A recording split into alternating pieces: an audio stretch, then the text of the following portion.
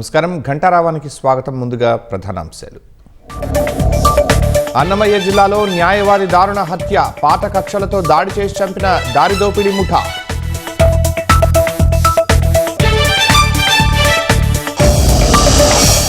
Ticket విషయంలో వాగ్వాదం, కండక్టర్ను చెప్పుతో కొట్టిన మహిళ. విజయవాడ నుంచి విసన్నపేటకు వెళ్లే ఆర్టీసీ బస్సులో ఘటన.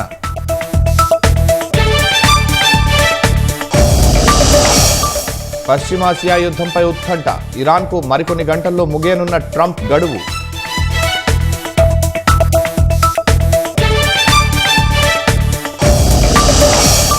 అమెరికా అధ్యక్షుడి హెచ్చరికలకు భయపడేది లేదన్న ఇరాన్, ట్రంప్ లొంగిపోవడానికి 20 గంటలే మిగిలి ఉందని హెచ్చరిక.